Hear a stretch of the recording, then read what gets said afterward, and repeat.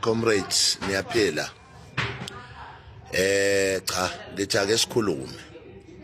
Cela nje nani ke nikhulume kule video.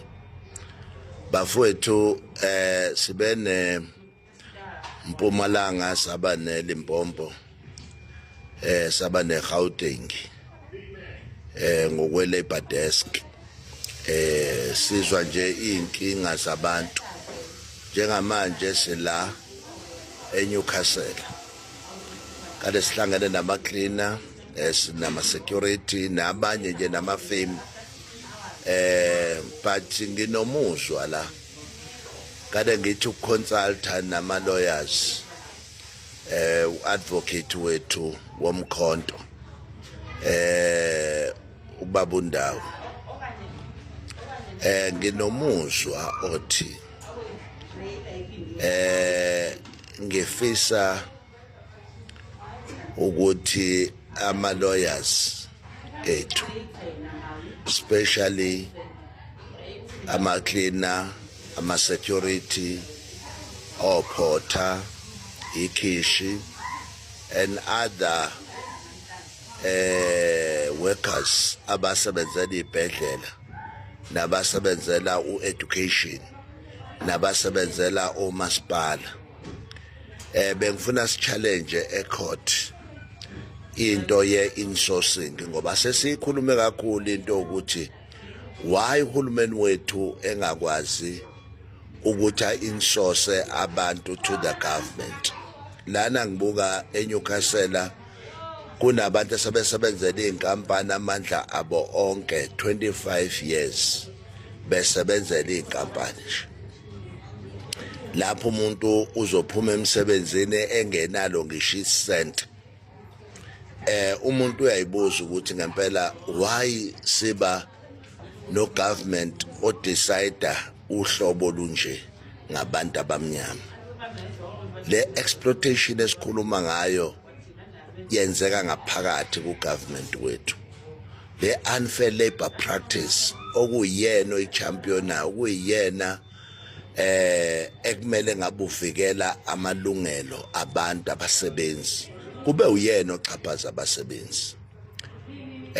Leye unfair dismissal la khona abantu bexoshiswa khona okwezinja especially kulama sector ngengawabali. Uyabuza ukuthi ngabe uhulumeni akazi ngokuthi kwenzakalani kulama companies alokhe waxisha imali emaphaketheni. Siyavuma ukuthi ama cadres akhe abantu laba bahlulwa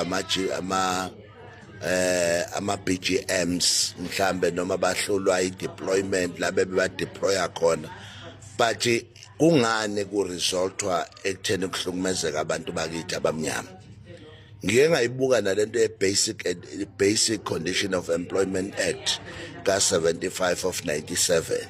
Ngibuka ne-Labor Relations Act ngayistudisha nje ngayifunda ngibuka nje ukuthi imithetho ikhona elawula abasebenzi. Labor Relations Act 66 of 1995. Le nto lena iya ngokuya iba inorm in South Africa ukuthi abantu out of kade babecindezelwa amabhunu marginalized community la isiphuma khona whereby sasingekho accessible ey'ntweni ezazisiza umuntu omnyama. But now there's a government now that is in place.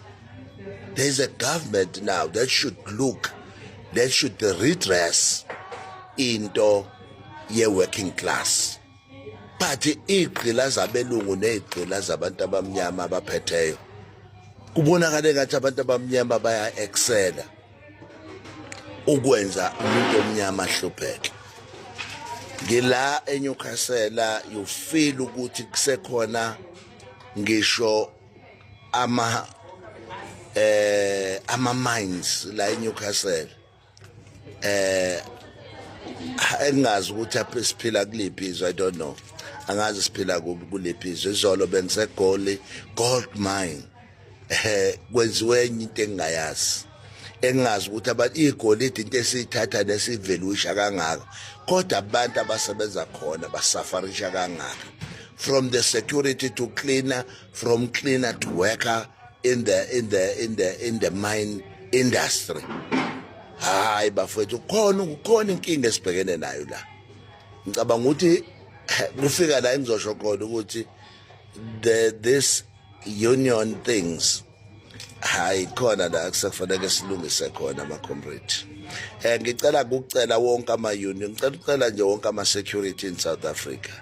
Ngicela wonke ama cleaner, ngicela wonke ama shop steward, abo porter, ngicela nje wonke ama ikhishi, ngicela nalapha ku education, ngicela nalapha ko masipala. Ngicela ke silungise into yokujoyina i-union at least noma eyodwa. Kesidile no government ngoba ngiyazwa akekho ozoba nemali yokuthatha ama lawyers awayise elokuzeni eHigh Court. Uyokuthatha ama lawyers awayise eHigh Court ukuchallenge ugovernment. Sifuna i-insourcing phela nje. So besikhuluma nge-insourcing bese sibuka nebudget esikhokhelwa ama companies kuma department ukuthi uma ubuka le mali ekhokhelwa ama companies kuma department ngeke ikwazeni ukuthi kithi ukukhulula umthwalo kubantu bakithi abamnyama nanokuthi laba abantu esebe retire yini bangakwazi ukuthi ungenani banikezwe noma compensation. Sesingasasho 25 years we are retire ukhathele but not coming with anything. No, but for this is unfair. I'm telling you, this is unfair. Angikhulumi nge-tendering system but angikhuluma ngalento yokuxhaphaza abantu bakithi abamnyama. Sicela thina njengomkhonto ama security, ama cleaner, porter, ikhishi, isebenzi zaka education, isebenzi zakwa agriculture. Siqede lento yama contract iyasixhaphaza njengabantu abamnyama. Ngicela nithi sixoxe lento nana ke nilethe ufo lwenu bese ngicela ukuthi ake sibe ne-union eyodwa noma ngaba uthukeke but ibe yodwa i-union ezokwazi ukuthi uma sibhekana nesikhondla phela uhulumeni unemali and usebenzisa imali yethu ukulwa nathi. So thina ke ngicela sisebenzise into ethi njengamanje we want to challenge ugovernment, Department of Health, Department of Education nale yakwa Treasury yama EPWP. Why abantu banga insoswa in the government institutions? Siyabonga. Ngicela ningilalele kahle ile engifuna siyoyenza njengamanje. Sesambe kakhulu sesilalele kakhulu ikhalo zenu. But mawuthi uyacabanga ukuthi kambe ungathi mawuthi uya ko labor court ungenile labor court uyabona ukuthi khona umuntu oyiculprit la ekufanele kuthathwe yena ngqo ayiswe e-labor court ayiswe kwi-high court ayochaza ayonika ama reasons why kumele kube khona ama private companies in the government institutions. Sikhuluma ngawo wonke ama department government institutions why sibe nama private companies. Ngabe kubalekelwa i-tax, ngabe kubalekelwa yini lebalekelwayo kangaka. Ngiyabonga. Mandla.